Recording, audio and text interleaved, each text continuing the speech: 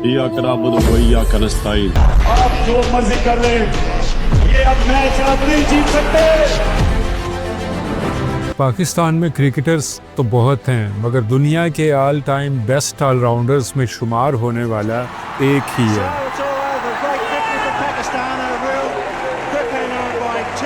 Cricket में कप्तान बहुत हैं, मगर अपनी कौम को वर्ल्ड कप जिताने वाला एक ही है। मुखय्यर हजरात बहुत हैं, मगर मुल्क का पहला कैंसर हॉस्पिटल बनाने वाला एक ही है। मुझे पता है कि मुझे बड़े बड़े ख्वाब देखने की आदत है। मुल्क में सियासतदान तो बहुत हैं, मगर 3 नस्लों से सियासत करने वालों को शिकस्त देकर वज़ीर आज़म बनने वाला एक ही है।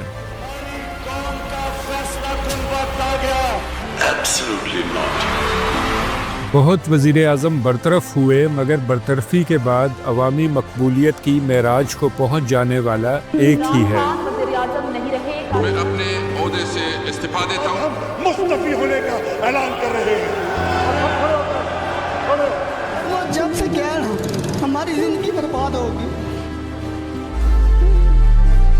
और आप अच्छी तरह जानते हैं कि वो एक कौन है। आप देख रहे हैं इमरान खान की ज़िंदगी पर जहानुमा की डॉक्यूमेंट्री का पहला हिस्सा।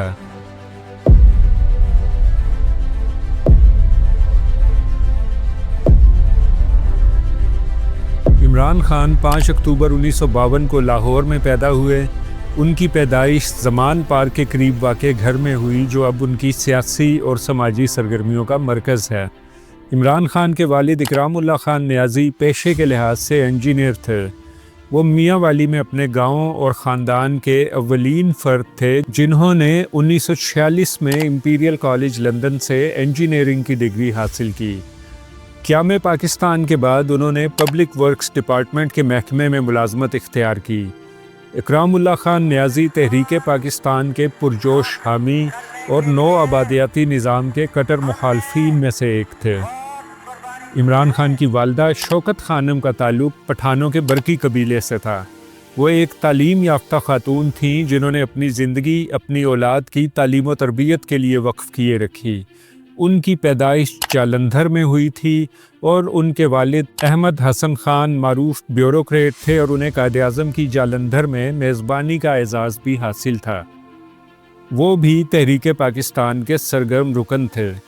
इमरान के दुधियाल नियाज़ी कबीला से ताल्लुक़ रखते हैं। नियाज़ी कबीला 15वीं सदी में अफ़गानिस्तान से आने वाले हमलावरों के साथ हिंदुस्तान आया था और उसकी एक शाख 16वीं सदी से मियाँ वाली में आबाद है। इमरान खान के दादा अज़ीम खान नियाज़ी भी मुआलिज थे और शेरमन खेल मियाँ वाली में उनकी आबाई हवेली अज़ीम मंजिल कहलाती है।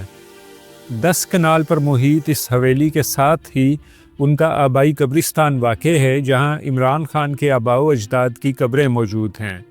इमरान के जद्दे अमजद हैबत खान नियाज़ी शेर शाह सूरी के एक वफ़ादार जर्नेल थे, जो कुछ अरसे के लिए पंजाब के सूबेदार या गवर्नर भी रहे। इमरान खान का ननिहाल बरकी कबीले से ताल्लुक़ रखता है। तारीख़ दानों के ख़्याल में बरकी कबीला तर्किश कुर्दिस्तान या फिर यमन से अफ़गानिस्तान आया था। ये लोग जनूबी वज़ीरिस्तान के इलाके कानीगुरम में आबाद हुए। बरकी कबीले का दावा है कि वो महमूद ख़ान गज़नवी के ज़ाती मुहाफ़िज़ों में से थे। ये लोग पेशावर सिपाही के अलावा कामयाब ताजिर भी थे और अफ़गानिस्तान से मुख्तलिफ़ मसनूआत लेकर हिंदुस्तान के मुख्तलिफ़ शहरों में फ़रोख्त किया करते थे। कहा जाता है कि 16वीं सदी के अवाइल में उनके इलाके कानीगुरम और गिरदो नवाह में कहत साली जैसी सूरत हाल थी और वसाइल पूरे कबीले की ज़रूरियात पूरी करने के लिए नाकाफ़ी थे। चुनाचे बरकियों के 40 ख़ानदान कानीगुरम से हिजरत करके जालंधर जा आबाद हुए, जहाँ उनके पुराने तिजारती ताल्लुकात थे। जालंधर में 12 हवेलियों पर मुश्तमिल उनका इलाका बस्ती पठान कहलाता था। बहुत अरसा तक उनके अपने आबाई इलाके और कबीले से ताल्लुकात बरकरार रहे। ताहम रंजीत सिंह के दौर में कबायली इलाके में होने वाली शोरिश की वजह से उन्होंने कानीगुरम से रब्ता ख़त्म कर दिया। बतदरीज उनकी ज़ुबान भी बदल गई और बरकियों की इस शाख ने पंजाबी ज़ुबान और सकाफ़त अपना ली। क़याम पाकिस्तान के वक्त ये पूरा ख़ानदान हिजरत करके पाकिस्तान आ गया اور کلیم میں انہیں زمان پارک کے ارد گرد کافی گھر مل گئے۔ عمران خان کے ننیالی رشتہ دار آج بھی وہیں آباد ہیں۔ عمران خان کی 4 بہنیں ہیں۔ روبینہ خانم سب سے بڑی ہیں۔ انہوں نے لندن اسکول آف اکنامکس سے گریجویشن کی اور ایک طویل عرصے سے وہ اقوام متحدہ سے وابستہ ہیں۔ علیمہ خانم ایک بزنس ویمن ہیں جو کہ لمس سے فارغ التحصیل ہیں اور کاٹ کام نامی ٹیکسٹائل مصنوعات خرید کر برآمد کرنے والی کمپنی کی سربراہ ہیں۔ انہوں نے ہمیشہ عمران خان کا بھرپور ساتھ دیا ہے۔ یہ شوکت خانم ہسپتال، عمران خان فاؤنڈیشن اور نمل یونیورسٹی کے بورڈز کی ممبر بھی ہیں اور عمران خان کی سیاسی سرگرمیوں کے دوران ان کے گھر کی دیکھ بھال اور انتظامات بھی یہی دیکھتی ہیں۔ آج کل وہ اپنے بھائی کی رہائی کے لیے بھی سب سے زیادہ سرگرم ہیں۔ عظمیٰ خانم ڈاکٹر ہیں جبکہ رانی خانم زیادہ تر فلاحی سرگرمیوں تک محدود رہتی ہیں۔ 4 بہنوں کے اکلوتے بھائی عمران خان کا بچپن عیش و آرام میں گزرا۔ ان کی فیملی اپر مڈل کلاس سے تعلق رکھتی تھی، چنانچہ ان بہن بھائیوں کی تعلیم و تربیت بہترین اداروں میں ہوئی۔ عمران خان نے ایچیسن اور بعد ازاں کیتھیڈرل اسکول میں تعلیم حاصل کی۔ وہ بچپن میں شرمیلے مگر بہت چاق و چوبند تھے اور کھیل کود میں بھرپور حصہ لیتے تھے۔ زمان پارک کے گرد و نواح میں اپنے کزنز کے ساتھ مختلف شرارتیں کرنا ان کا معمول تھا۔ کرکٹ کا انہیں بچپن ہی سے شوق تھا کیونکہ ان کے فرسٹ کزن جاوید برکی، ماجد خان اور جہانگیر خان معروف کرکٹرز تھے۔ عمران خان 9 برس کے تھے جب ماجد خان نے لاہور میں انگلینڈ کے خلاف کھیلتے ہوئے شاندار سینچری سکور کی۔ اسی وقت عمران خان نے بھی کرکٹر بننے کا فیصلہ کر لیا۔ And one has got to think back a long time to think of a better 100 like that in any form of cricket. 1969 سے 1971 تک عمران خان نے مختلف اوقات میں لاہور اے، بی اور پھر لاہور کی آفیشل ٹیم کی نمائندگی کی۔ جون 1971 میں انہیں صرف 19 برس کی عمر میں انگلینڈ کے خلاف ایجبسٹن میں ٹیسٹ کیپ مل گئی، مگر اس میچ میں ان کی کارکردگی کوئی خاص نہیں تھی۔ اپنے کزنز کے مشورے پر انہوں نے مزید تعلیم کے لیے انگلینڈ رہنے کا فیصلہ کیا کیونکہ انگلینڈ میں کرکٹ کی تربیت اور کھیل کی بہتر سہولیات میسر تھیں۔ پہلے انہوں نے رائل گرامر اسکول ووسٹرشائر میں داخلہ لیا۔ یہاں تعلیم سے زیادہ ان کی کرکٹ میں کارکردگی نمایاں رہی اور اسی بنیاد پر انہیں کمزور گریڈز کے باوجود آکسفورڈ یونیورسٹی کے کیبل کالج میں داخلہ مل گیا۔ یہاں سے انہوں نے 1975 میں فلسفے، سیاست اور معاشیات میں گریجویشن کی ڈگری حاصل کی۔ آکسفورڈ میں اپنے قیام کے دوران وہ یونیورسٹی کی بلو کرکٹ ٹیم کا حصہ رہے، جبکہ 1971 سے 1976 تک وہ ووسٹرشائر کی جانب سے کاؤنٹی کرکٹ بھی کھیلتے رہے۔ 1974 میں انہیں انگلینڈ کا دورہ کرنے والی پاکستانی ٹیم میں شامل کیا گیا اور انہوں نے ٹرینٹ برج میں انگلینڈ ہی کے خلاف کھیل کر اپنے ون ڈے انٹرنیشنل کیریئر کا آغاز کیا۔ ٹیسٹ کی طرح ون ڈے ڈیبیو میں بھی عمران خان کوئی وکٹ حاصل کرنے میں ناکام رہے، تاہم اس سیریز کے دوسرے ون ڈے اور پہلے ٹیسٹ میں وہ اپنا ون ڈے اور ٹیسٹ کا پہلا شکار کرنے میں کامیاب رہے۔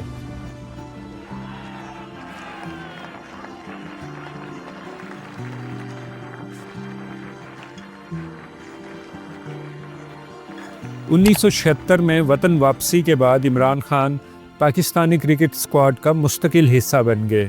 انگلینڈ میں کاؤنٹی کرکٹ کھیلتے ہوئے عمران خان نے خود کو ایک میڈیم پیسر سے فاسٹ بالر کے روپ میں ڈھالنے کے لیے سخت محنت کی اور اپنی ڈائٹ، ایکسرسائز اور تکنیک پہ بہت وقت صرف کیا۔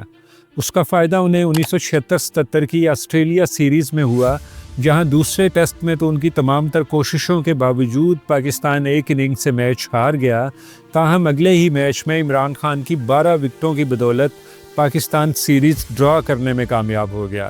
اس سیریز سے عمران کو بہت شہرت ملی اور پورے دورے میں وہ آسٹریلین میڈیا کی توجہ کا مرکز بنے رہے۔ اسی برس پاکستان نے ویسٹ انڈیز کا دورہ کیا۔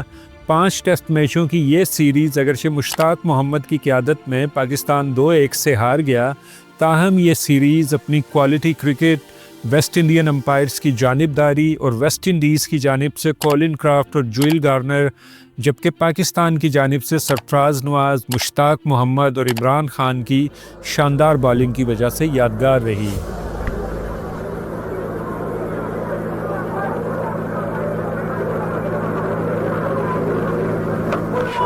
Na ni kwani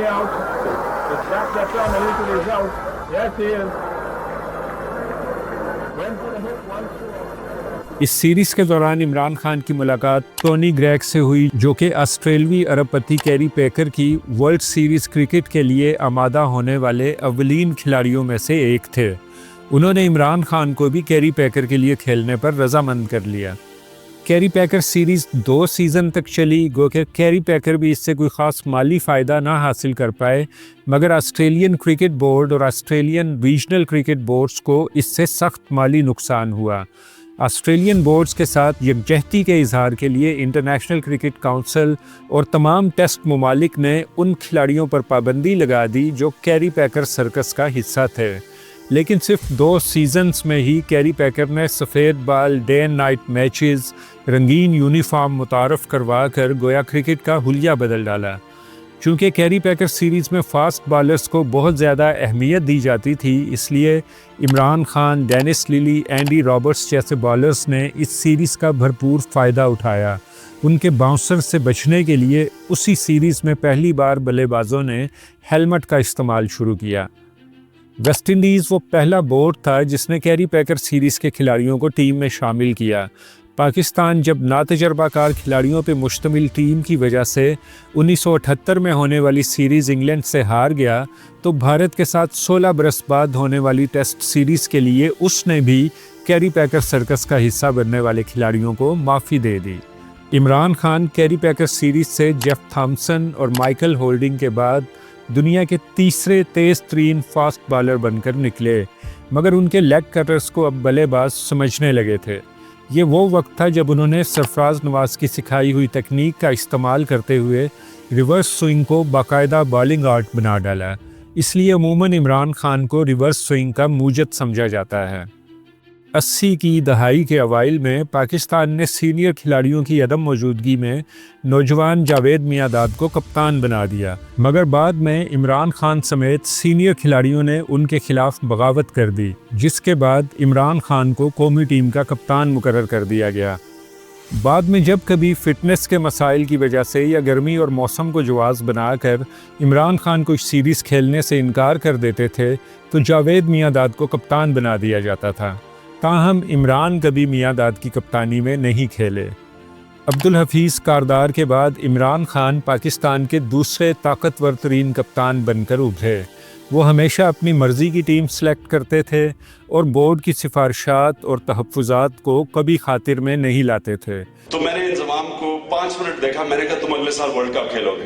تو اب میں اگلے سال جب سلیکٹر سے میں نے کہا یہ انضمام الحق، یہ اس کو میں نے ٹیم میں ڈالنا ہے، تو تینوں سلیکٹر کہتے ہیں یہ تو ہم ٹرائی کر چکے، یہ تو کسی کام کا نہیں۔ اتنی مشکلوں سے میں نے اس کو کھلایا، لڑ کے، اور ایک سلیکٹر ریزائن کر گیا کہ جی عمران نے سفارشی لڑکا کھلا لیا۔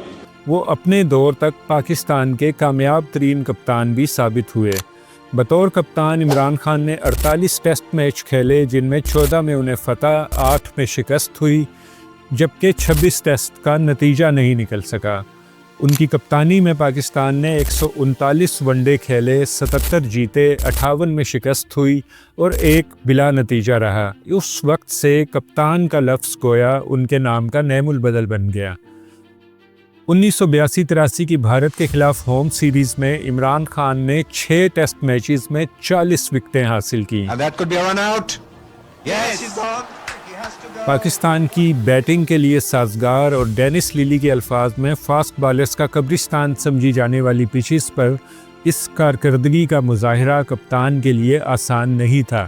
مسلسل بالنگ کی وجہ سے ان کی ٹانگ فریکچر ہو گئی اور وہ تقریباً 2 سال کے لیے کرکٹ سے باہر ہو گئے۔ اس دور میں ایک وقت یہ بھی سمجھا جانے لگا کہ شاید عمران اب کبھی کرکٹ نہ کھیل پائیں۔ تاہم پاکستان کرکٹ بورڈ کی کاوشوں سے ایک تجرباتی علاج کے نتیجے میں عمران خان 1984-85 کے سیزن میں دوبارہ کرکٹ میں واپس آ گئے۔ 1985 سے 1987 کے دوران عمران خان کی زیر قیادت پاکستان ٹیم نے انگلینڈ کو انگلینڈ میں اور بھارت کو بھارت میں شکست دینے میں کامیابی حاصل کی۔ انگلینڈ کو انگلینڈ میں سیریز کی شکست دینا عمران خان کا دیرینہ خواب تھا، کیونکہ وہ خود بتاتے ہیں کہ جب انہوں نے کرکٹ شروع کی تو پاکستانی ٹیم کے کپتان انگلینڈ سے اس قدر مرعوب ہوا کرتے تھے کہ وہ انگلینڈ میں ٹیسٹ ڈرا کر لینے کو ہی کامیابی سمجھتے تھے۔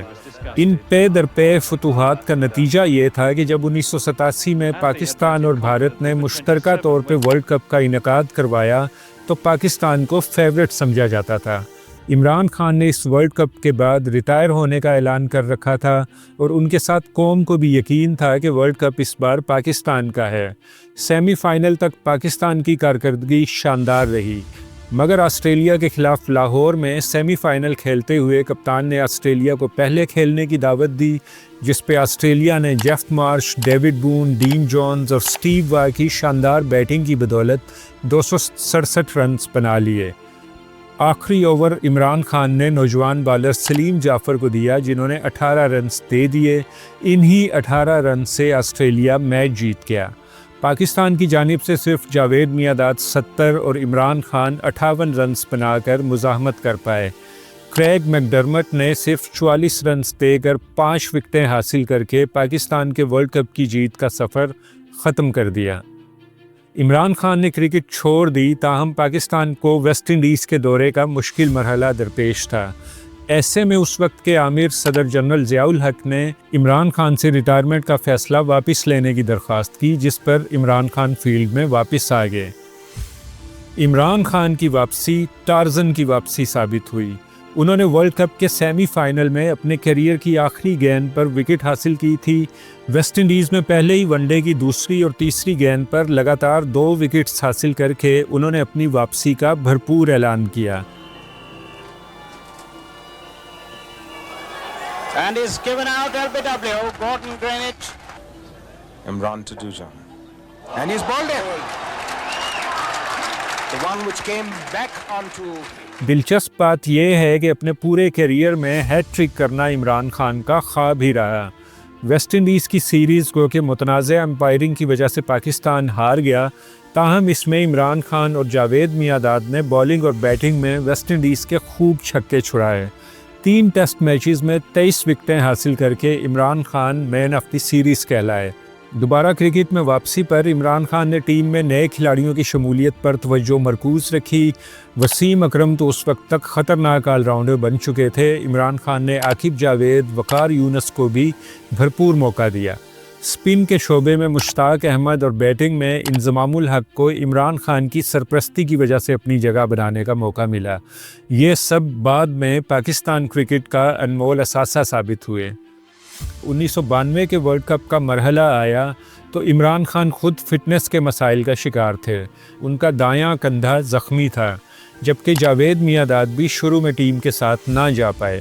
ادھر وقار یونس بھی انفٹ ہونے کے سبب ورلڈ کپ نہ کھیل پائے۔ ایسے میں پاکستانی ٹیم سے کوئی بہت زیادہ توقعات وابستہ نہیں تھی، لیکن کپتان کو یقین تھا اور وہ بار بار یہی کہتے تھے کہ اس بار ورلڈ کپ ہم ہی جیتیں گے۔ نیوزی لینڈ کی ٹیم اپنے ہوم گراؤنڈ پر اس ورلڈ کپ کا سرپرائز پیکج ثابت ہوئی۔ اس نے شاندار کارکردگی کا مظاہرہ کرتے ہوئے اپنے ابتدائی 7 میچز جیت لیے اور بآسانی سیمی فائنل کے لیے کوالیفائی کر لیا۔ اس کے برعکس پاکستان کی کارکردگی ابتدا میں نہایت مایوس کن رہی۔ پاکستان اپنا پہلا میچ ویسٹ انڈیز سے 10 وکٹ سے ہار گیا۔ دوسرے میچ میں زمبابوے کو شکست دینے کے بعد پاکستان کا اگلا میچ انگلینڈ سے تھا، جو بارش کی نظر ہو گیا۔ اگلے دونوں میچز میں بھارت اور جنوبی افریقہ نے پاکستان کو شکست دے دی۔ یوں 5 میچز کھیل کر پاکستان صرف 1 جیت پایا تھا۔ ایسے میں ٹیم دوبارہ فارم میں آئی۔ اپنے اگلے میچز میں پاکستان نے آسٹریلیا، سری لنکا اور ٹورنامنٹ کی ناقابل شکست ٹیم نیوزی لینڈ کو ہرا دیا۔ اس کے باوجود سیمی فائنل تک ہماری رسائی دوسری ٹیموں کی فتح و شکست اور قدرت کے نظام کے دار و مدار پر تھی۔ یہ رمضان کے دن تھے اور قوم مسلح سنبھال چکی تھی۔ بالآخر پاکستان ٹاپ 4 میں جا کھڑا ہوا۔ سیمی فائنل میں ایک بار پھر انضمام الحق کی شاندار کارکردگی کی بدولت پاکستان نے نیوزی لینڈ کو ہرا دیا۔ Between the two fielders, just 4.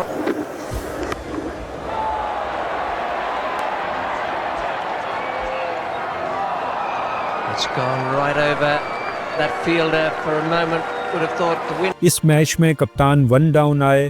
وہ بہت دیر تک کھڑے رہے اور بہت سی گیندیں ضائع کرنے کے باوجود خاطر خواہ کارکردگی نہ دکھا پائے۔ जिस पे तनकीद भी हुई। He's going into the wind. Man there under it. Caught. Imran's gone.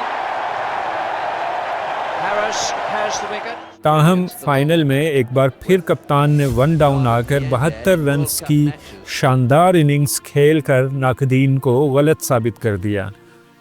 क्या खूब इत्तफाक है कि जब 1987 में इमरान खान ने रिटायरमेंट का ऐलान किया था तो भी वो आखिरी बाल पे विकेट उड़ाने में कामयाब रहे थे।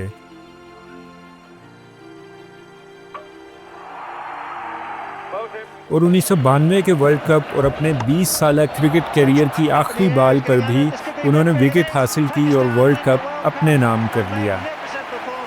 अपने शानदार कैरियर के दौरान इमरान खान ने मजमूई तौर पर 88 टेस्ट मैचेस की 126 इनिंग्स में बैटिंग की, 25 मरतबा नॉट आउट रहे और 37.69 की एवरेज से 3,807 रन्स बनाए। 136 टेस्ट मैचेस में उनका सबसे ज़्यादा इनफरादी स्कोर रहा। 6 सेंचुरियाँ और 18 मिस्ड सेंचुरियाँ उनके रिकॉर्ड का हिस्सा हैं। जबकि उन्हीं 88 टेस्ट की 142 इनिंग्स में उन्होंने बॉलिंग करवाई, 19,458 गेंदों पर सिर्फ 8,258 रन्स देकर 362 विकेटें हासिल की।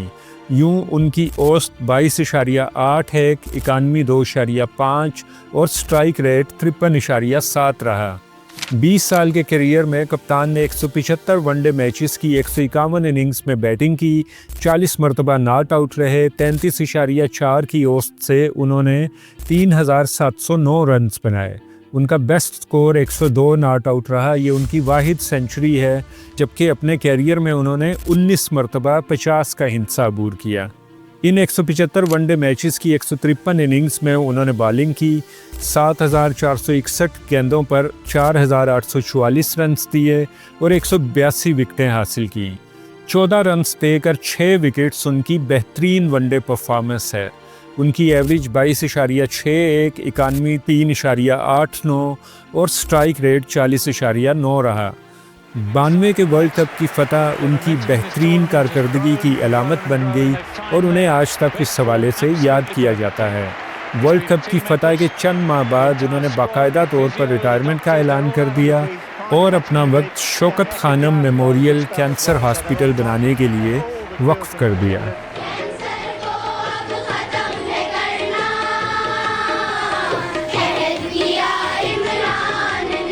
इमरान खान की वालिदा शौकत खानम की वफ़ात 1985 में कैंसर के हाथों हुई। छोटा और अकलौता होने की वजह से वो हमेशा अपनी वालिदा के बहुत करीब रहे थे। जितना उनकी वालिदा उनसे मोहब्बत करती थी, खान साहब को भी उनकी दिलजोई और खुशी का उतना ही ख्याल रहता था। मेरा जब जहाज़ कभी जब मैं क्रिकेट खेलता था, जब टर्बुलेंस में ना हिलता था, तो मुझे सीधा होता था कि अगर ये जहाज़ को कुछ हो गया तो मेरी माँ बेचारी क्या करेगी।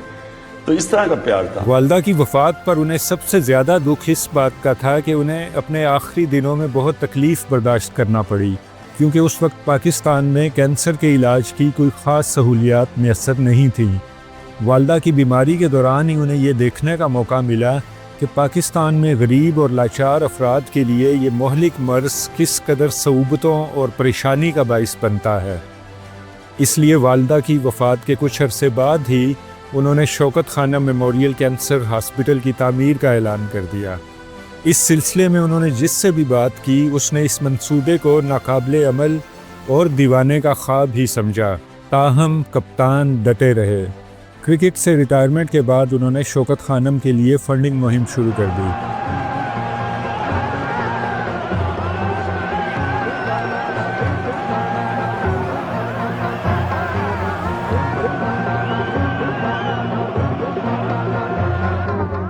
उनकी अपील का आवाम ने वालेहाना जवाब दिया। खान साहब को एक हैरत अंगेज़ मुशाहिदा ये भी हुआ कि उमरा की निस्बत गरीब आवाम ने उनकी अपील पर ज़्यादा एहतियात जमा किए।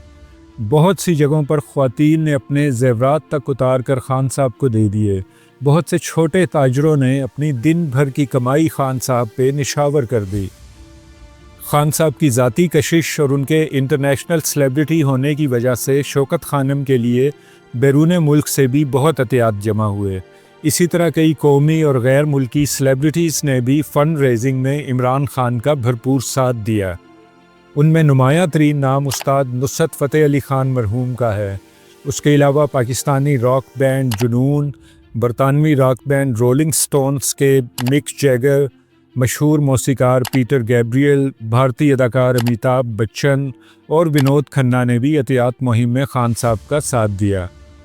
عوام کے بھرپور ایثار اور حکومت کے بھرپور تعاون سے بالآخر 1994 میں اس ہسپتال کا باقاعدہ افتتاح اس وقت کے وزیر اعظم جناب میاں محمد نواز شریف نے کیا۔ اب اس ہاسپٹل کی ایک شاخ پشاور میں بھی موجود ہے، جبکہ ایک کراچی میں تکمیل کے آخری مراحل میں ہے۔ اس وقت تک عمران خان غیر شادی شدہ تھے۔ ان کے گلیمرس کرکٹ کیریئر کے دوران ان کی شہرت ایک پلے بوائے کی تھی۔ ان کے مختلف اوقات میں مختلف خواتین سے تعلقات کی خبریں گردش کرتی رہیں۔ ان میں ایک نمایاں نام ایما سارجنٹ کا تھا، جو لندن کے ایک متمول سرمایہ دار پیٹرک سارجنٹ کی بیٹی تھی۔ ایما ہی نے عمران کو لندن کے سوشل سرکل میں متعارف کروایا۔ وہ 1982 میں عمران کے ہمراہ پاکستان بھی تشریف لائیں۔ پاکستانی ٹیم کے آسٹریلیا کے دورے میں بھی وہ عمران کے ساتھ دکھائی دی۔ ایما سارجنٹ پینٹنگ بھی کرتی تھیں اور انہوں نے عمران خان کے بہت سے پورٹریٹس بھی بنائے تھے، مگر ایک طویل رفاقت کے بعد بالآخر دونوں کا بریک اپ ہو گیا۔ ایما کے بعد عمران خان سوسی مرے فلپسن کے ساتھ دیکھے گئے۔ انہیں بھی عمران خان نے پاکستان مدعو کیا تھا اور انہیں بھی عمران خان آسٹریلیا کے دورے پہ اپنے ساتھ لے کر گئے تھے۔ ایک مختصر عرصے کے لیے خان صاحب کا نام سوزانا کانسٹنٹائن کے ساتھ بھی لیا جاتا رہا۔ ان کے علاوہ بھارتی اداکار زینت امان، امریکی اداکارہ گولڈی ہان، امریکی نژاد برطانوی fashion model Marie Helvin, fashion journalist Caroline Kellett, Scottish artist اور مصنفہ لیزا کیمبل، اینسٹیسیا کک اور رات چائلڈ گھرانے سے تعلق رکھنے والی مشہور مصنفہ اور ڈاکومنٹری فلم میکر ہینا رات چائلڈ وہ خواتین ہیں انٹرنیشنل میڈیا جنہیں مختلف اوقات میں خان صاحب سے منسوب کرتا رہا۔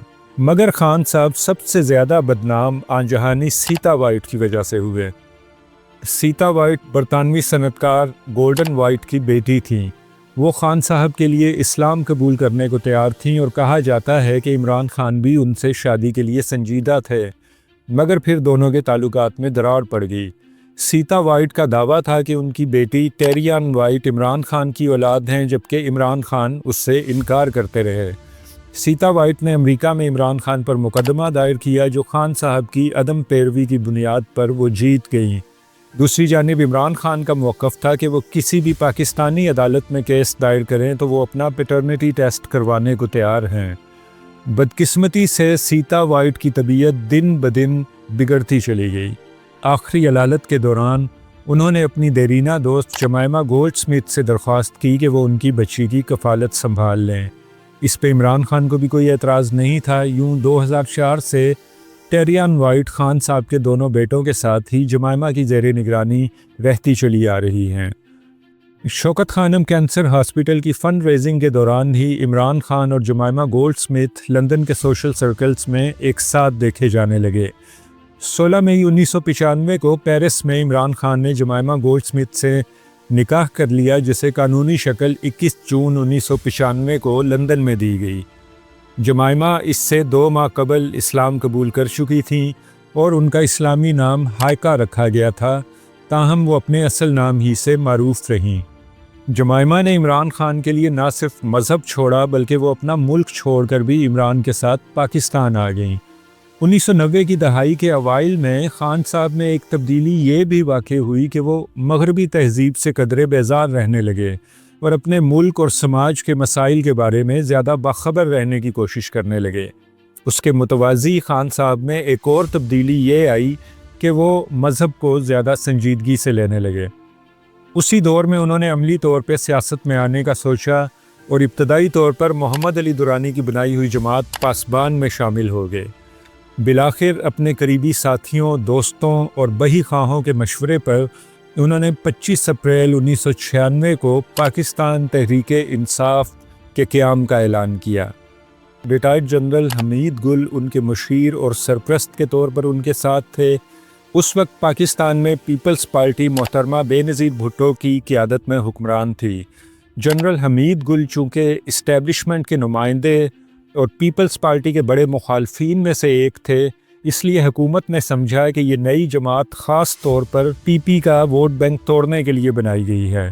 چنانچہ عمران خان کو سرکاری ذرائع ابلاغ میں کوریج دینا مکمل طور پر بند کر دی گئی، یہاں تک کہ ورلڈ کپ 1996 کی کوریج میں سے سابقہ ورلڈ کپ کے فاتح کپتان ہی کو غائب کر دیا گیا۔ پاکستان تحریک انصاف ابھی تنظیم سازی کے مراحل میں تھی کہ پیپلز پارٹی کی حکومت ان کے اپنے ہی صدر فاروق لغاری نے برطرف کر دی اور نئے عام انتخابات کا اعلان کر دیا گیا۔ جنرل حمید گل ہمیشہ سے دونوں بڑی جماعتوں پیپلز پارٹی اور مسلم لیگ کے مقابلے میں ایک تیسری قوت کھڑی کرنا چاہتے تھے، اور ایسا ہونا اسٹیبلشمنٹ کے مفاد میں بھی تھا۔ چنانچہ جنرل حمید گل ہی کے مشورے پر نوزائیدہ پی ٹی آئی نے ملک بھر سے امیدوار کھڑے کرنے کا اعلان کر دیا۔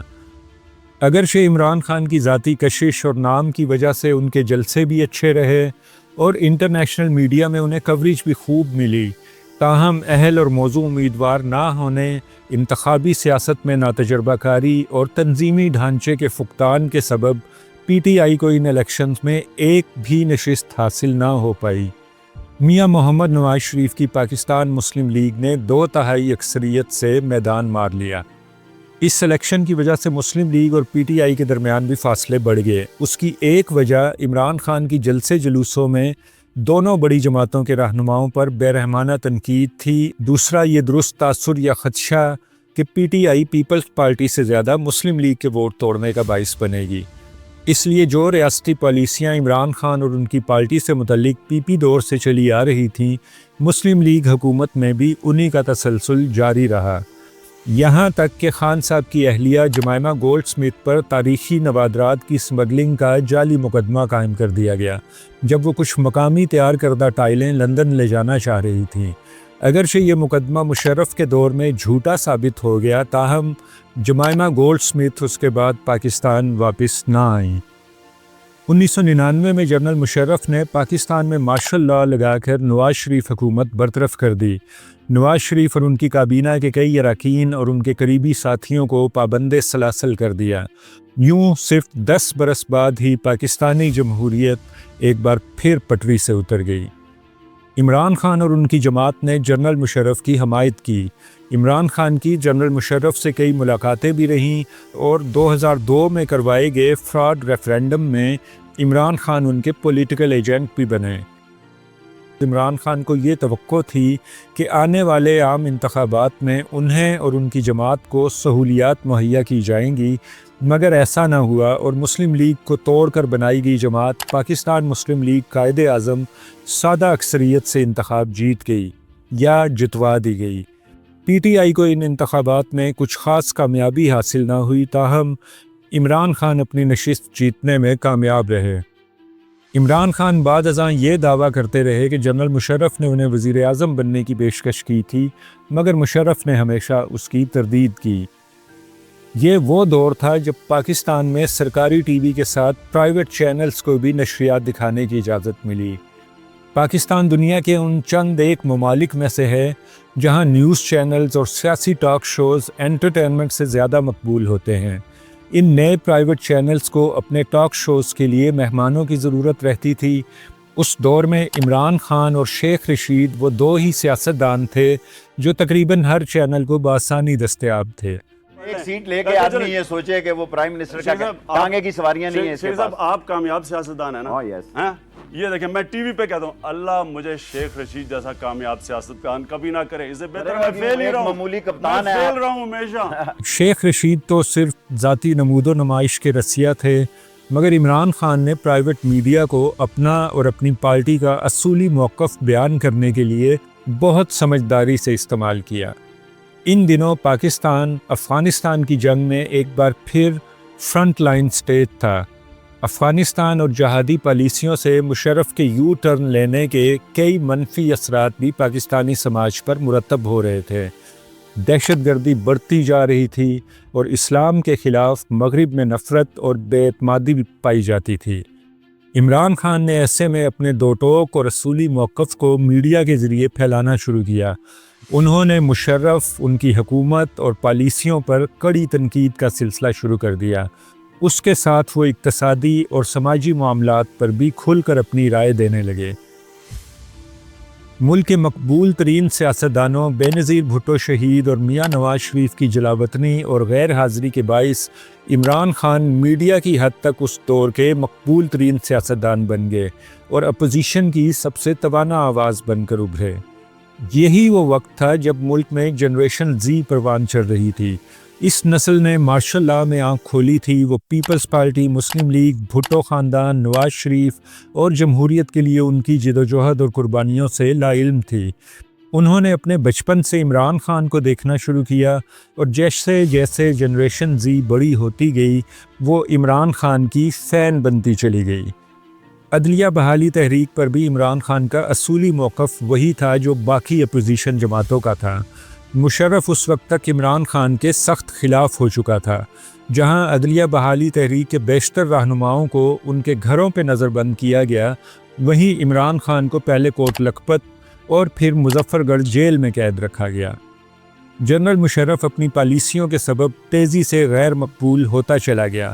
امریکہ اور یورپ میں بھی یہ سوچ تقویت پکڑ گئی کہ پاکستان میں ایک غیر منتخب اور غیر مقبول حکمران ان کے حق میں جو بھی پالیسیاں اپنائے گا انہیں عوامی سطح پر کبھی قبولیت نہیں مل پائے گی۔ اس لیے مشرف پر دباؤ بڑھتا گیا کہ وہ ملک کی مقبول سیاسی قیادت کو واپس آنے دے اور شفاف انتخابات کروائے۔ امریکہ البتہ اس بات کا خواہاں تھا کہ پالیسیوں کے تسلسل کے لیے مشرف خود بطور صدر برقرار رہے۔ مشرف نے آرمی چیف کے عہدے پر فائز رہتے ہوئے صدارتی الیکشن لڑنے کا فیصلہ کیا، جس پر عمران خان سمیت اپوزیشن کے 80 اراکین نے قومی اسمبلی سے استعفیٰ دے دیا۔ تاہم مسلم لیگ کاف کی حمایت کے بلبوتے پر مشرف ایک بار پھر صدر پاکستان بن گیا۔ اس کے کچھ عرصے بعد اس نے ملک میں ایمرجنسی نافذ کر دی۔ بینظیر بھٹو کو لیاقت باغ راولپنڈی میں شہید کر دیا گیا۔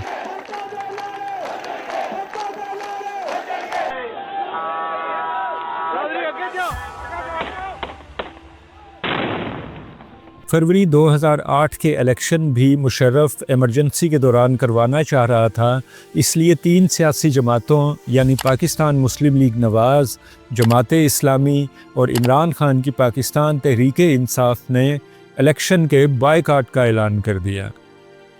پیپلز پارٹی کے سربراہ جناب آصف علی زرداری نے میاں نواز شریف کو بائیکاٹ کا اعلان واپس لینے پہ قائل کر لیا۔ مسلم لیگ نواز پنجاب میں بہت بہتر پوزیشن پہ تھی اور اس کے بیشتر رہنما بھی بائیکاٹ کے حق میں نہ تھے، مگر نواز شریف نے اس مسئلے پر نہ تو تحریک انصاف اور جماعت اسلامی سے مشاورت کی، نہ انہیں اپنے فیصلے پر اعتماد میں لیا اور الیکشن لڑنے کا فیصلہ کر لیا۔ پیپلز پارٹی اور مسلم لیگ نون اس الیکشن کی 2 سب سے بڑی جماعتیں بن کر ابھری، جبکہ جماعت اسلامی اور تحریک انصاف الیکشن سے باہر ہو گئیں۔ ان الیکشنز کے بعد عمران خان کی یہ سوچ مزید پختہ ہوئی کہ دونوں بڑی سیاسی جماعتیں اس قابل نہیں ہیں کہ ان پہ اعتماد کیا جائے۔ انہیں یہ بھی احساس ہوا کہ دونوں بڑی سیاسی جماعتیں اسٹیبلشمنٹ مخالفت کو محض سودے بازی کے لیے استعمال کرتی ہیں۔ اسی دوران وہ یہ بھی سمجھ چکے تھے کہ پاکستان میں اقتدار میں آنا اور اقتدار میں رہنا اسٹیبلشمنٹ کی مرضی کے بغیر ناممکن ہے۔ چنانچہ یہی وہ دور ہے جس میں عمران خان اور اسٹیبلشمنٹ کے درمیان ایک بار پھر قربتیں بڑھنے لگیں۔ کہا یہ جاتا ہے کہ ان قربتوں کے بڑھنے میں اس دور کے D G ISI major general Shuja Pasha کا کلیدی کردار تھا۔ افغانستان میں امریکی مداخلت، پاکستان میں دہشت گردی اور امریکی ڈرون حملوں پر عمران خان کا بڑا واضح موقف تھا۔ امریکی ڈرون حملوں کے خلاف انہوں نے لانگ مارچ بھی کیا۔ انہوں نے برسر اقتدار سیاسی جماعتوں کے درمیان گٹھ جوڑ کو بھی ہمیشہ اپنا ہدف بنائے رکھا۔ اس لیے ملک کی پڑھی لکھی مڈل کلاس اور خصوصاً نوجوان طبقے میں ان کی حمایت تیزی سے بڑھنے لگی۔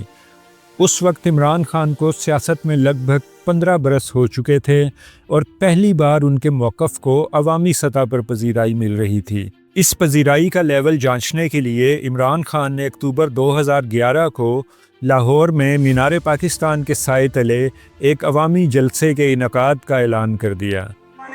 پیچھے ہٹ جائیں کیونکہ آج ایک تاریخی بات کرنی ہے آپ سے جو پاکستان میں انقلاب لے کے آئے گا انشاءاللہ۔ اکتوبر 2011 کے جلسے کو پاکستان تحریک انصاف کی تاریخ میں ایک اہم ٹرننگ پوائنٹ کی حیثیت حاصل ہے۔ بلا مبالغہ یہ نہ صرف اس وقت تک بلکہ شاید اب تک مینار پاکستان کا سب سے بڑا جلسہ ہے۔ یہ پہلا موقع تھا کہ نوجوانوں اور خاص طور پر مڈل کلاس سے تعلق رکھنے والوں کی اتنی بڑی تعداد نے کسی سیاسی سرگرمی میں اس قدر جوش و خروش سے حصہ لیا ہو۔ اس جلسے میں عمران خان نے تبدیلی کا نعرہ لگایا۔ تبدیلی سے مراد پاکستان کے نظام حکومت اور نظام انصاف میں پائی جانے والی خامیوں کو دور کرنا تھا۔ انہوں نے یہ اعلان بھی کیا کہ ان کی جنگ موروثی سیاست کے خلاف ہے اور وہ پیپلز پارٹی اور مسلم لیگ نون کے رہنماؤں کی وکٹ اڑا دیں گے۔ اس جلسے کے بعد دیگر جماعتوں سے سیاسی رہنماؤں کی جوک در جوک پی ٹی آئی میں شمولیت کا سلسلہ شروع ہوا، جو سیاسی ماہرین کے مطابق اسٹیبلشمنٹ کے اشارے کے بغیر ممکن نہیں تھا۔ خان صاحب نے اس دور میں اسٹیبلشمنٹ کی حمایت یا سرپرستی میسر ہونے کی ہمیشہ تردید کی، مگر ان کی جماعت کا نوزائیدہ سوشل میڈیا اسے بھی ملک کے لیے نیک شگون قرار دیتا تھا۔ اسی دوران نئے عام انتخابات کا مرحلہ آ گیا۔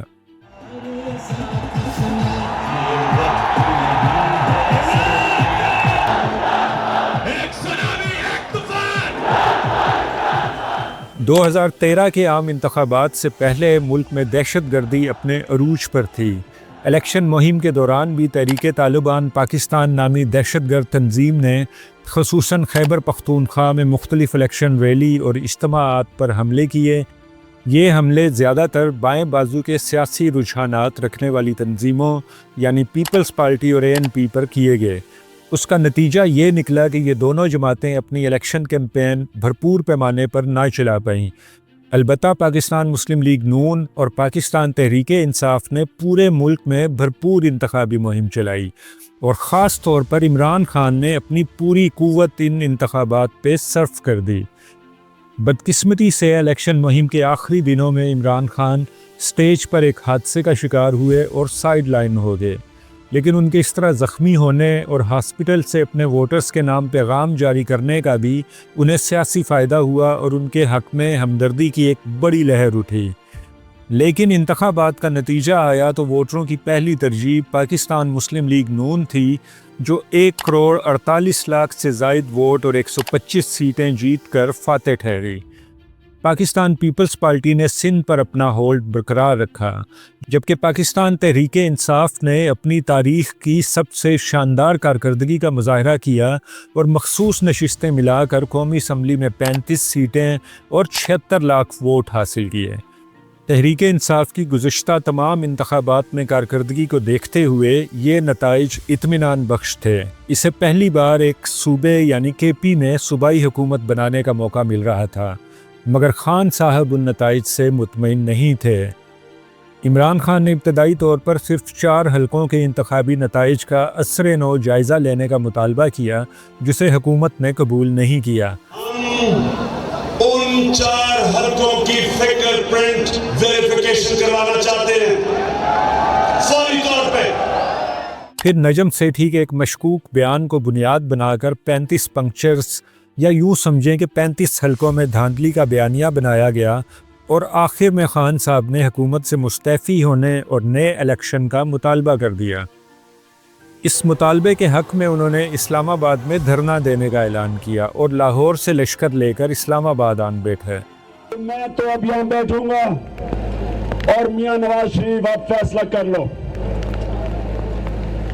ایک ہی آپ کے پاس راستہ ہے، آپ ریزائن کر کے ری الیکشن کروا دیں۔ ان کے کچھ دن بعد ہی تحریک منہاج القرآن کے سربراہ طاہر القادری نے بھی سانحہ ماڈل ٹاؤن کے ذمہ داران کا تعین کرنے اور حکومت کے استعفے کے مطالبے کے ساتھ اسلام آباد پر چڑھائی کر دی۔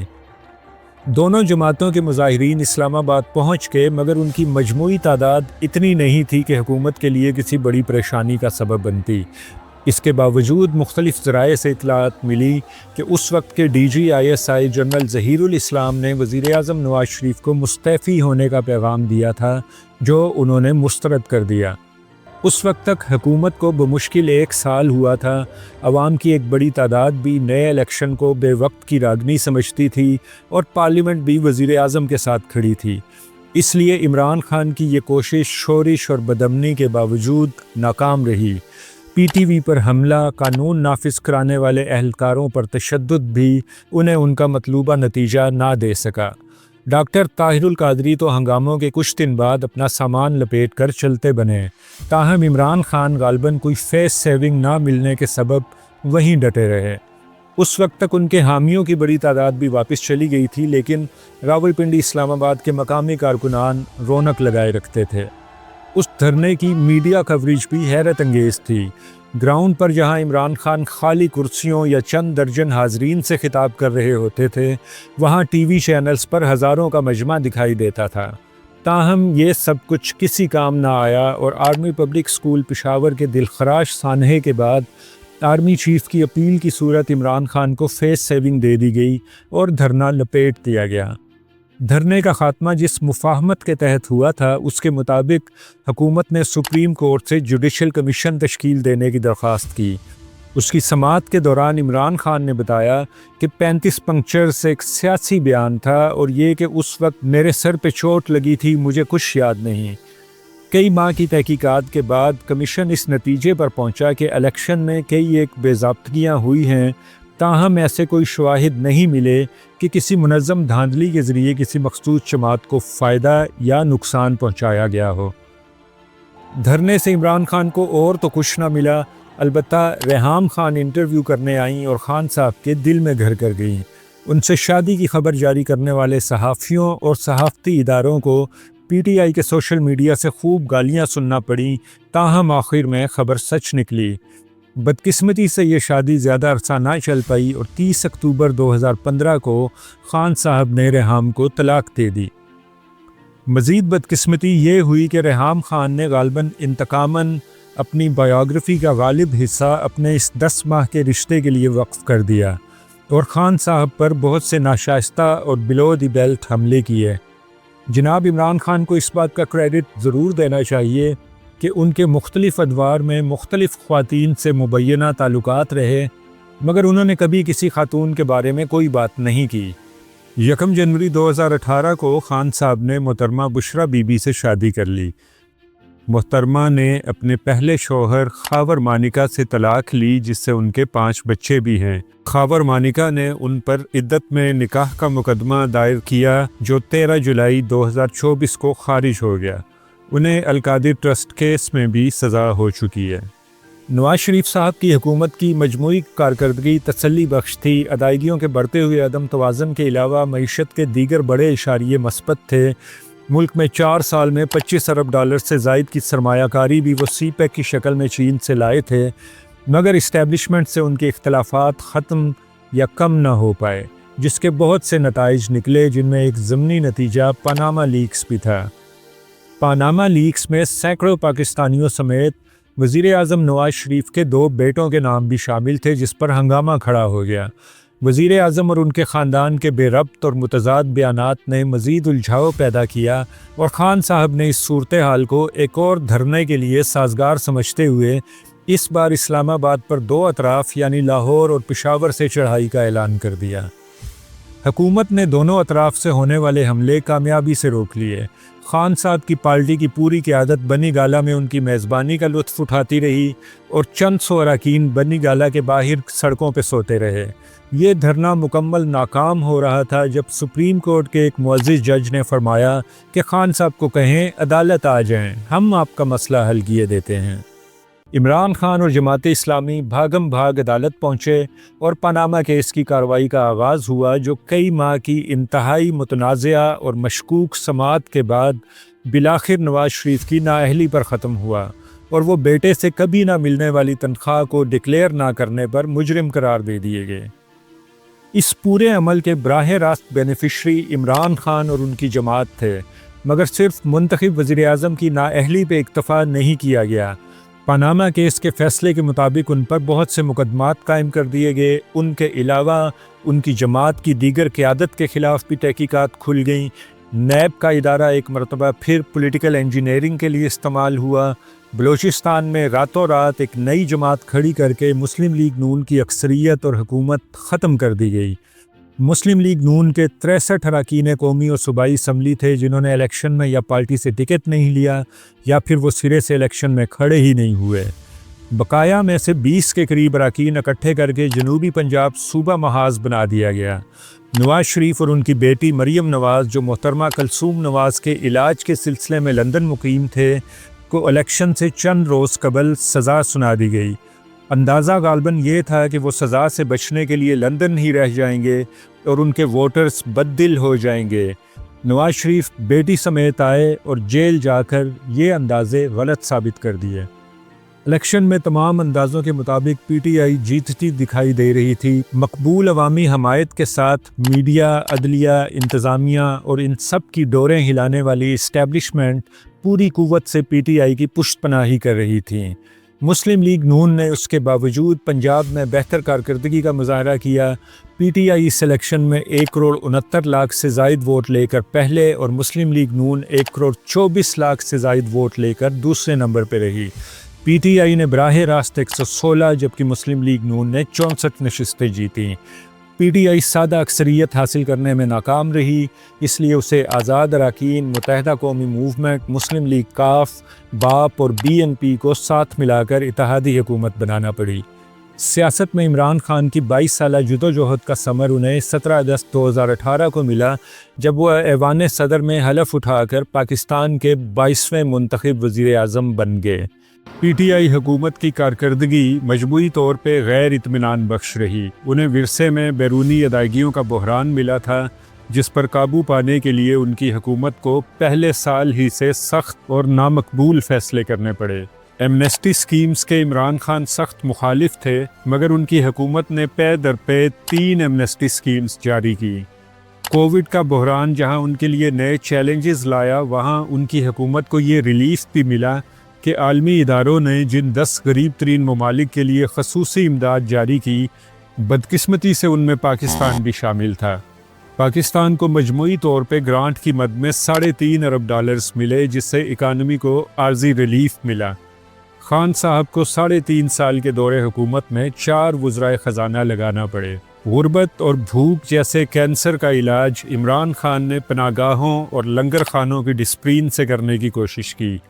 پنجاب میں ان کے منتخب کردہ وزیر اعلیٰ کی نہ صرف کارکردگی خراب تھی بلکہ ان کا مبینہ طور پہ کیریکٹر بھی خراب ہی تھا اور سرکاری پوسٹنگز اور ٹرانسفرز، شراب کے لائسنسز کے اجراء اور اپنے علاقے میں زمینوں پر ناجائز قبضے جیسے الزامات ان پر لگتے رہے۔ کے پی میں بھی ان کی جماعت کی مجموعی کارکردگی کچھ زیادہ اچھی نہیں تھی جہاں انہیں دوسری بار حکومت ملی تھی۔ خارجہ محاذ پہ چین کے ساتھ سی پیک کا دوسرا مرحلہ عملی طور پہ فریز ہو گیا۔ ان کے وزراء عبدالرزاق داؤد اور مراد سعید نے سی پیک کے منصوبوں کے متعلق کچھ بیانات دیے جن کی چین نے سختی سے تردید کی۔ سعودی عرب کے حکمرانوں کے ساتھ عمران خان کی ذاتی طور پہ نہ بن پائی۔ اقوام متحدہ کی جنرل اسمبلی سے اپنے تاریخی خطاب کے بعد وطن واپسی پر انہوں نے OIC کے متوازی غیر عرب مسلم ممالک کی علیحدہ تنظیم کا تصور پیش کیا جس پر ملائیشیا اور ترکی نے فوری اتفاق کرتے ہوئے کوالالمپور میں ایک کانفرنس بھی بلا لی۔ سعودی عرب نے اس کا سخت برا منایا اور اس کے احتجاج پر پاکستان جو اس کانفرنس کا محرک تھا خود اس سے باہر نکل گیا۔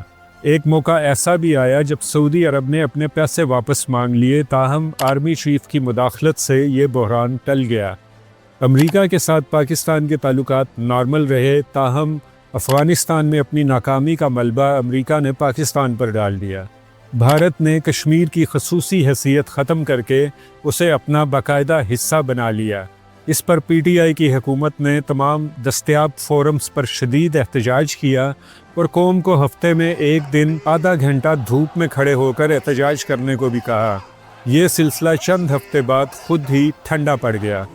بالا کوٹ پر بھارت کے فضائی حملے اور الزام تراشی کا البتہ پی ٹی آئی حکومت نے ہر محاذ پر ڈٹ کر مقابلہ کیا۔ پہلی مرتبہ ایسا ہوا کہ عالمی سطح پر پاکستان کے مقابلے میں بھارت کا موقف کمزور دکھائی دیا۔ عمران خان کی حکومت میں چینی، گندم، پٹرول کے بحران بھی سر اٹھاتے رہے۔ ہر بحران پہ تحقیقاتی کمیشن بنا مگر اس کی رپورٹ یا تو پبلک نہیں ہوئی یا ذمہ داروں کا تعین اور انہیں سزا نہ ہو پائی۔ سانحہ ساہیوال جیسے واقعات ہوئے جن پر ذمہ داروں کے خلاف اسی طرح کوئی ایکشن نہیں ہوا، جیسے عمران خان ماڈل ٹاؤن کے سانحے پر ہمیشہ مسلم لیگ نون پر مجرموں کی سرپرستی کا الزام لگاتے تھے۔ ان کے 50 لاکھ گھروں اور 1 کروڑ نوکریوں کے وعدے پر بھی عمل نہ ہو پایا۔ خان صاحب کے اکثر وزراء کی ناقص کارکردگی اور غیر ذمہ دارانہ بیانات بھی ان کے لیے سیاسی نقصان کا باعث بنے۔ نہیں، اصل میں تھوڑا سا ٹرینڈ نہیں ہوں نا، مجھے پتہ ہی نہیں کتنی ٹرین چل رہی ہے۔ اللہ کے فضل و کرم سے یہ اس سال پہلا حادثہ ہے۔ شیخ رشید ریلوے کو نہ سنبھال پائے اور ایک خوفناک حادثے کے بعد عدالت کے سخت ریمارکس پر ان سے ریلوے کی وزارت لے کر انہیں وزارت داخلہ کا قلمدان دے دیا گیا۔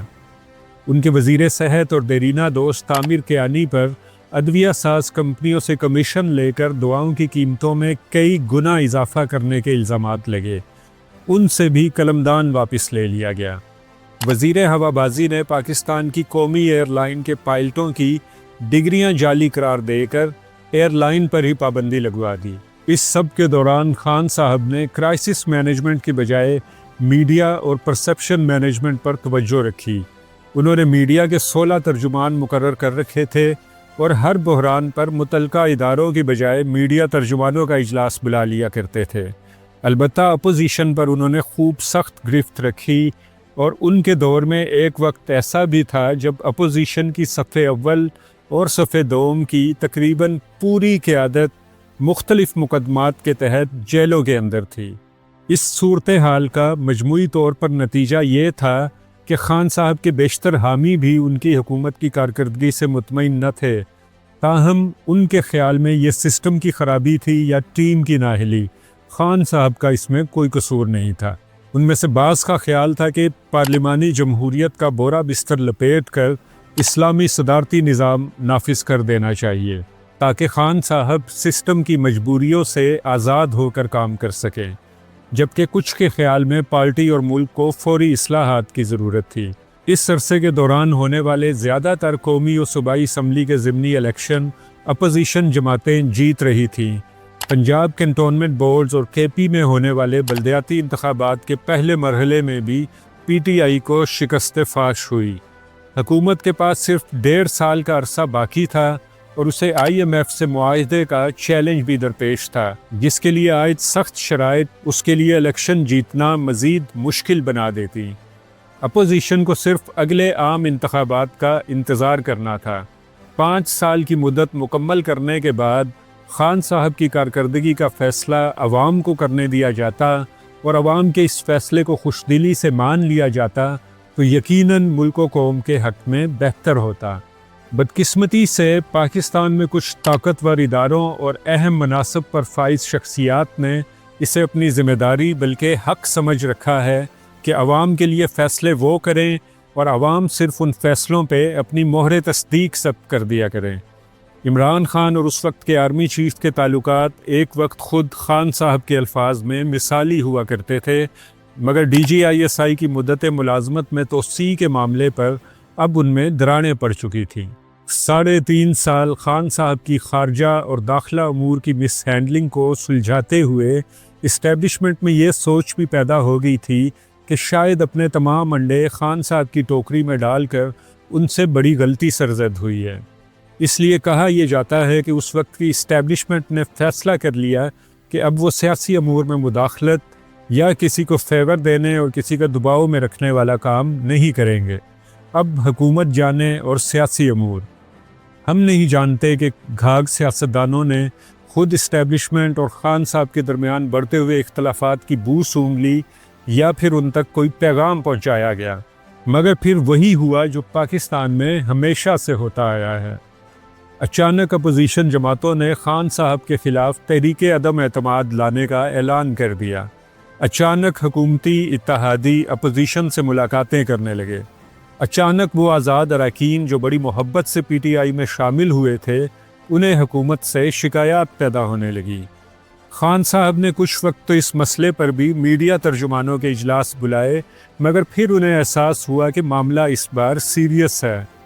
اس سے کچھ ہی عرصہ قبل خان صاحب از خود قومی اسمبلی سے اعتماد کا ووٹ لے چکے تھے، اور اس وقت اسٹیبلشمنٹ نے موٹر وے پر سفر کرنے والے اراکین کو بھی پکڑ کر اسمبلی میں پہنچایا تھا۔ اب کی بار خان صاحب کو بتایا گیا کہ وہ سیاسی معاملات میں مداخلت نہیں کرتے۔ خان صاحب اور ان کی پارٹی نے اپنی سی بھرپور کوشش کی کہ ان کے اتحادی ان کا ساتھ نہ چھوڑیں، مگر مسلم لیگ کاف کے علاوہ سب انہیں چھوڑ گئے۔ کاف لیگ میں بھی اس مسئلے پر پھوٹ پڑ گئی اور جماعت 2 حصوں میں بٹ گئی۔ اپوزیشن کو یہ ڈراوا دیا گیا تھا کہ جنرل فیض حمید کو آرمی چیف بنا کر عمران خان پوری اپوزیشن کو نیب کے ہاتھوں نااہل کروا کر جیل میں ڈال دیں گے اور الیکشن سے اپنی مرضی کے نتائج حاصل کر کے ایک بار پھر وزیر اعظم بن بیٹھیں گے۔ ان مفروضوں میں کتنی صداقت تھی یہ تو نہیں کہا جا سکتا، تاہم اس وقت کی اسٹیبلشمنٹ اور خان صاحب کے درمیان اختلافات کا آغاز فیض حمید کے کور کمانڈر بنائے جانے ہی سے ہوا تھا۔ فیض حمید آج کل اختیارات کے ناجائز استعمال اور 9 مئی سے جڑے واقعات میں ملٹری ٹرائل کا سامنا کر رہے ہیں۔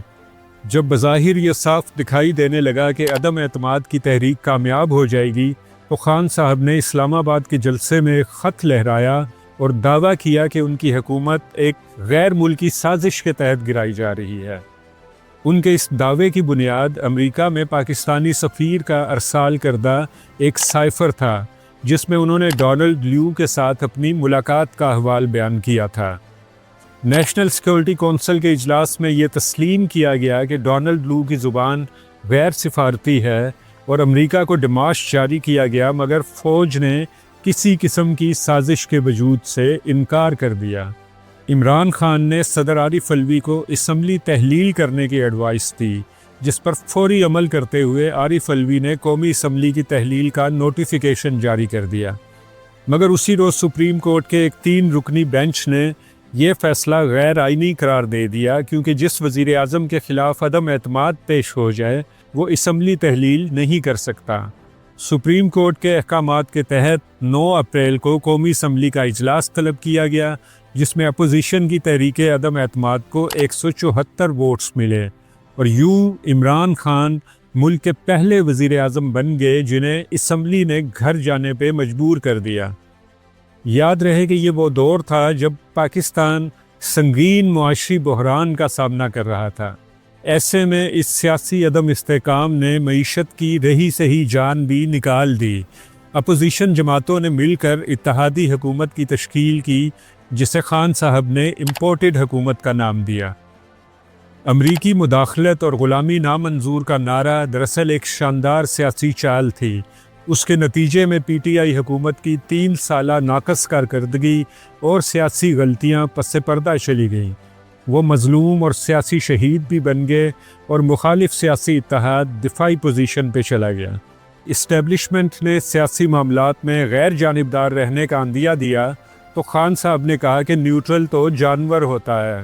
انہوں نے اس وقت کے army chief general Qamar Javed Bajwa پر الزام لگایا کہ فیصلہ سازی کا سب اختیار انہوں نے اپنے پاس رکھا ہوا تھا۔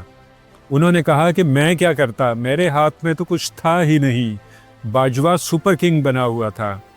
یہاں یہ بتانا بھی ضروری ہے کہ 2011 کے تاریخی جلسے سے لے کر تحریک عدم اعتماد تک پی ٹی آئی کا سوشل میڈیا ونگ اسٹیبلشمنٹ کی پہلی دفاعی لائن کا کام کرتا تھا۔ اسٹیبلشمنٹ سے جائز اور اصولی اختلاف کرنے والوں پر بھی غداری کے الزامات لگانا اور انہیں وطن فروش جیسے القابات سے یاد کرنا ان کا وتیرہ تھا، مگر تحریک عدم اعتماد کے بعد سب کچھ بدل گیا۔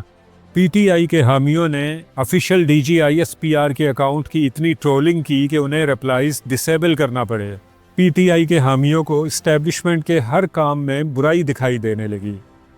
دوسری جانب عمران خان نے بھی مسلسل جارحانہ رویہ اپنایا۔ پنجاب میں اپنی پارٹی کی حکومت کے خاتمے کی کوششوں کا الزام انہوں نے آرمی کے اعلیٰ افسران پر لگایا اور انہیں کبھی نام لے کر تو کبھی نام لیے بغیر مختلف القابات سے یاد کرتے رہے۔ مگر اس دوران عمران خان سے بعض غلطیاں بھی سرزد ہوئیں۔ قومی اسمبلی سے استعفیٰ دینا ان کی بہت بڑی غلطی تھی۔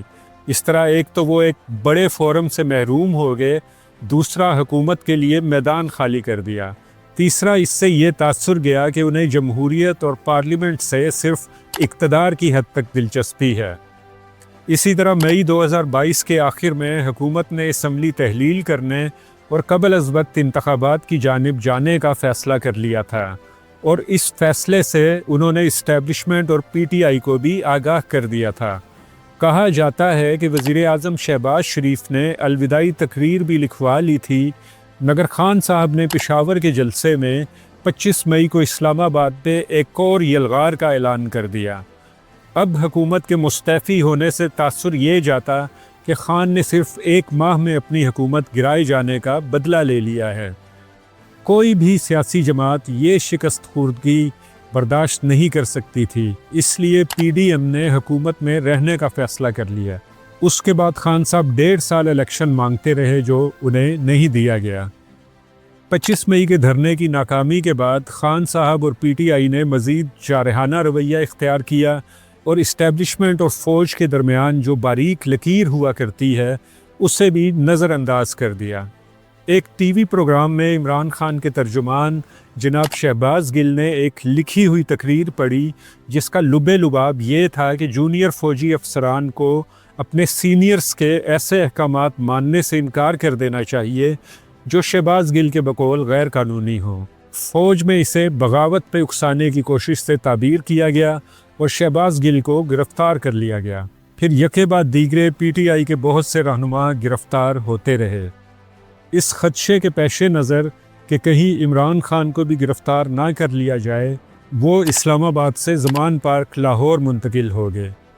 پی ٹی آئی نے خان ہماری ریڈ لائن کا نعرہ لگایا اور سینکڑوں کارکن اور رضاکار زمان پارک میں خان صاحب کی حفاظت کی ڈیوٹی پر مامور ہو گئے۔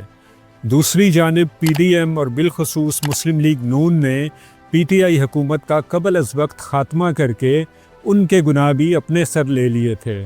وہ شدید معاشی دباؤ کا شکار تھے اور آئی ایم ایف کی وہ شرائط جو خان صاحب کو ماننا پڑتی وہ مان کر اپنے سیاسی سرمایہ کا ستیہ ناش کر بیٹھے تھے۔ ایسے میں خان صاحب کی طرف سے مسلسل دباؤ بڑھائے جاتے رہنے کی وجہ سے تلخیوں میں مزید اضافہ ہوا۔ عمران خان اور ان کے قریبی ساتھیوں پر طرح طرح کے مقدمات قائم کر دیے گئے اور انہیں ایک طویل قانونی جنگ میں الجھا دیا گیا۔ عمران خان نے فوری الیکشن کے انعقاد کے مطالبے پر لاہور تا اسلام آباد ریلی نکالنے کا اعلان کیا۔ 3 نومبر 2022 کو جب وہ ریلی کی قیادت کرتے ہوئے وزیر آباد سے گزرے تو ایک مذہبی جنونی نوجوان محمد نوید نے ان پر گولیاں برسا دی۔ خوش قسمتی سے گولیوں کے چھرے عمران خان کی ٹانگوں پر لگے اور ان کے کارکنوں نے دلیری کا مظاہرہ کرتے ہوئے حملہ آور پر قابو پا لیا۔ تاہم اس کی چلائی ہوئی گولیوں سے ایک پی ٹی آئی کارکن جاں بحق اور متعدد لوگ زخمی ہوئے۔ عمران خان نے اس قاتلانہ حملے کی منصوبہ بندی کا الزام اس وقت کے وزیر داخلہ رانا ثناء اللہ، وزیر اعظم شہباز شریف اور آئی ایس آئی کے کاؤنٹر ٹیررزم ونگ کے سربراہ جنرل فیصل نصیر پر عائد کیا۔ 4 لوگوں نے بند کمرے میں فیصلہ کیا مجھے مروانے کا۔ میں ٹی وی پہ جا کے لوگوں کو بتایا کہ انہوں نے فیصلہ کیا۔ میں نے ویڈیو بنائی، 4 لوگوں کے نام میں نے دیے۔ تاہم ان کے نامزد کردہ افراد کے خلاف ایف آئی آر کسی تھانے میں درج نہ ہو پائی۔ بعد میں پولیس کی مدعیت میں پرچہ درج ہوا۔ وزیر اعظم، وزیر داخلہ اور ڈی جی سی تینوں نے سختی سے عمران خان کے الزامات کی تردید کی۔ اس واقعے کے بعد بحیثیت ادارہ فوج کے خلاف پی ٹی آئی کی مہم میں مزید تلخی اور تند و تیزی پیدا ہو گئی۔ خصوصاً ملک سے باہر بیٹھے کچھ ایکٹیوسٹس اور صحافیوں نے ایک زہریلی مہم چلائی جس سے بعض اوقات پارٹی کو خود بھی اظہار لا تعلقی کا اعلان کرنا پڑا۔ جنوری 2023 کو عمران خان نے اپنے دیے ہوئے الٹیمیٹم کے مطابق پنجاب اور کے پی کی صوبائی اسمبلیاں توڑ دی تاکہ جلد الیکشن ہو سکیں۔ تاہم الیکشن کمیشن اور حکومت نے حالات اور معیشت کا جواز پیش کرتے ہوئے الیکشن شیڈول کے مطابق کروانے سے انکار کر دیا۔ پی ٹی آئی معاملہ سپریم کورٹ میں لے گئی جہاں سے 14 مئی 2023 سے پہلے الیکشن کروانے کا حکم صادر ہوا، مگر اس سے پہلے ہی 9 مئی ہو گیا اور سپریم کورٹ کی دی ہوئی یہ تاریخ بس تاریخ ہی رہ گئی۔ عمران کو یہ گرفتار کر کے عمران خان کو گاڑی لے گئی ہے۔ 9 مئی 2023 کو عمران خان اسلام آباد کی ایک عدالت میں پیشی کے سلسلے میں موجود تھے جب رینجرز کی بھاری نفری نے انہیں گرفتار کر لیا۔ ان کی یہ گرفتاری 190 ملین پاؤنڈز کے القادر ٹرسٹ کیس میں ہوئی، جس میں حال ہی میں انہیں 14 سال سزا بھی سنائی گئی ہے۔ پی ٹی آئی خان صاحب کو اپنی ریڈ لائن ڈکلیئر کیے بیٹھی تھی اور اس سے پہلے زمان پارک میں عمران خان کی گرفتاری کی کوشش کو ناکام بنا چکی تھی۔ خان صاحب کی اس گرفتاری اور جس طریقے سے انہیں رینجرز نے ہینڈل کیا، اس پہ شدید رد عمل دیکھنے کو ملا۔ رد عمل دیکھ کر یہ نتیجہ اخذ کرنا بھی دشوار نہیں تھا کہ غالباً پارٹی سطح پر یہ طے پا گیا تھا کہ ایسے موقع پر کیا کرنا ہے۔ لاہور کور کمانڈر کا گھر یعنی جناح ہاؤس، پشاور میں ریڈیو پاکستان، میاں والی اور فیصل آباد میں حساس دفاعی تنصیبات خان صاحب کے حامیوں کے غیظ و غضب کا نشانہ بنی۔ راولپنڈی میں پاک آرمی کے ہیڈ کوارٹرز پہ بھی ہلہ بولا گیا، تاہم وہاں گیٹ کو لاتیں مار کر ہی کیتھارسس کر لیا گیا۔ اسی دوران سپریم کورٹ نے خان صاحب کی گرفتاری کا از خود نوٹس لے لیا اور خان صاحب کو گڈ ٹو سی یو کہتے ہوئے ان کی گرفتاری خلاف قانون قرار دے دی۔ رات تک پی ٹی آئی کی صفوں میں جشن کا سماں تھا۔ ان کے حامی اس کامیاب مزاحمت کو نہ صرف اون کر رہے تھے بلکہ دفاعی تنصیبات پر حملہ آوروں کو ہیرو بھی قرار دیا جا رہا تھا۔ عمران خان کا گرفتار کسی کا باپ بھی عمران خان کو نہیں گرفتار سکتے۔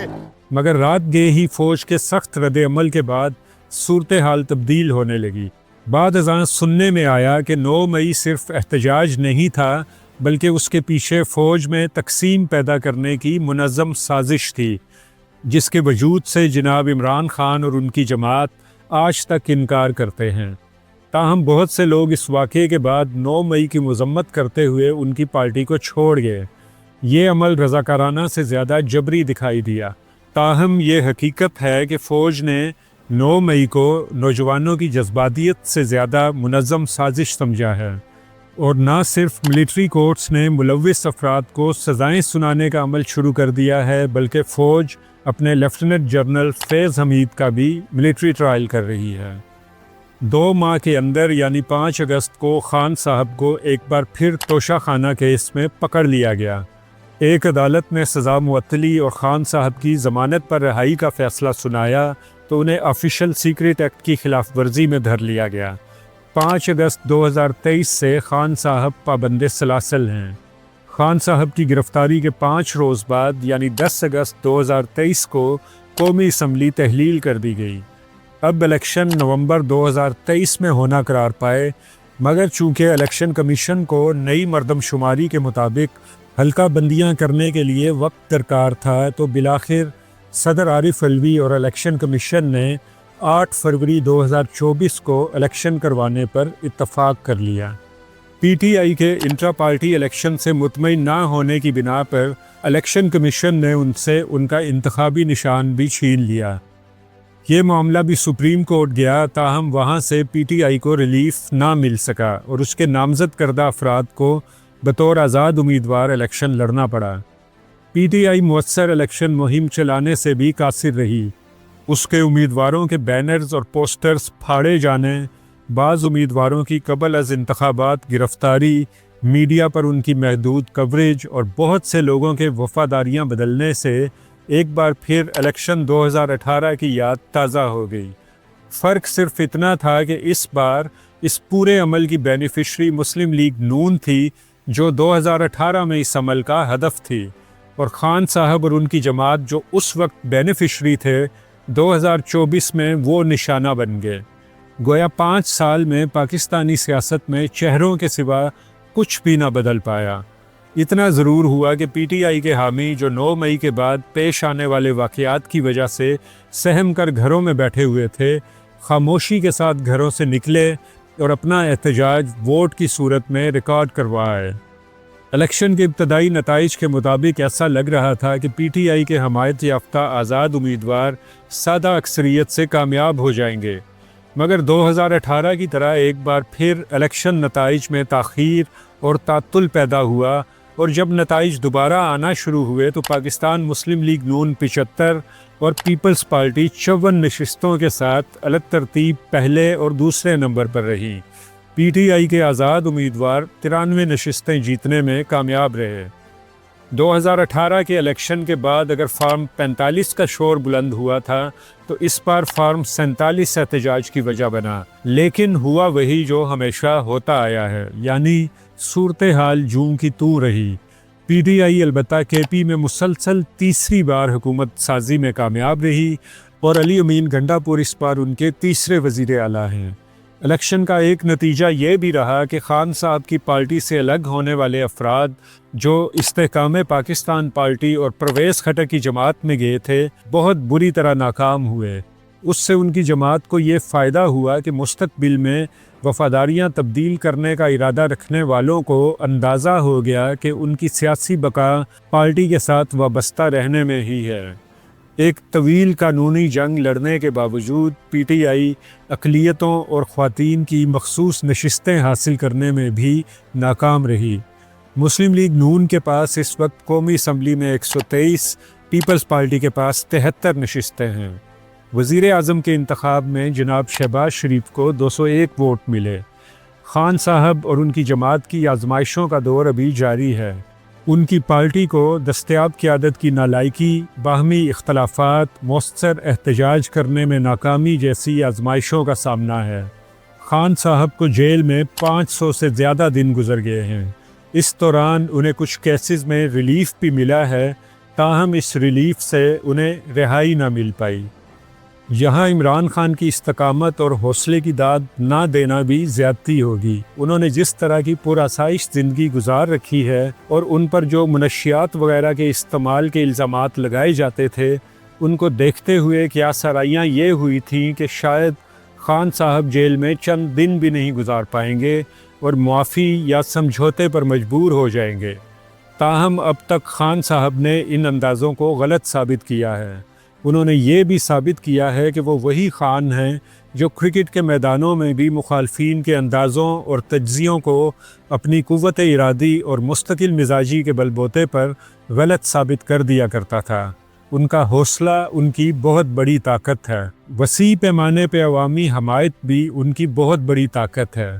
یہ حمایت اگرچہ اسٹریٹ پاور کی صورت میں 26 نومبر کے بعد کم دکھائی دیتی ہے، لیکن اس میں کوئی شبہ نہیں کہ عوام، بالخصوص نوجوانوں کی ایک بہت بڑی تعداد آج بھی خان صاحب کے ساتھ کھڑی ہے۔ اس خاموش حمایت کا سیاسی فائدہ اٹھانے میں مگر ان کی جماعت تاحال ناکام دکھائی دیتی ہے۔ خان صاحب اس وقت اپنی زندگی کی سب سے مشکل اننگ کھیل رہے ہیں۔ 92 کے ورلڈ کپ کی طرح ان کی ٹیم کو پے در پے شکستوں کا سامنا ہے۔ ان کے مخالف فارم میں بھی ہیں اور طاقت میں بھی، اور ان کے ساتھی انفٹ بھی اور ناتجربہ کار بھی۔ لیکن کیا کپتان ایک بار پھر ناممکن کو ممکن کر دکھا پائے گا؟ کیا وہ جیل سے باعزت رہائی پا سکیں گے؟ اور کیا وہ جیل سے نکلنے کے بعد ایک مختلف اور بہتر انسان اور سیاستدان ثابت ہوں گے؟ دیکھتے ہیں کہ آنے والا وقت ان سوالوں کے کیا جواب دیتا ہے۔ ایک بات البتہ بالکل صاف اور واضح ہے، اب لڑائی خان اور اسٹیبلشمنٹ کے درمیان نہیں رہی، اب لڑائی پاکستان کی جانے والی نسل اور آنے والی نسل کے درمیان ہے۔ اب لڑائی وقت کے لیے نہیں، تاریخ کے لیے لڑی جا رہی ہے۔ افسوس کی بات یہ ہے کہ اس لڑائی میں کسی فریق کو بھی اخلاقی برتری حاصل نہیں۔ یہ جھوٹ، پروپیگنڈے اور اندھی طاقت کی جنگ ہے جس میں فتح جس کی بھی ہو، شکست سچائی کی ہوگی۔ میرے پاکستانیوں،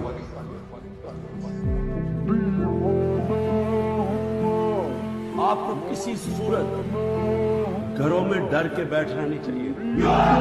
جتنا میں کر سکتا تھا میں نے کیا۔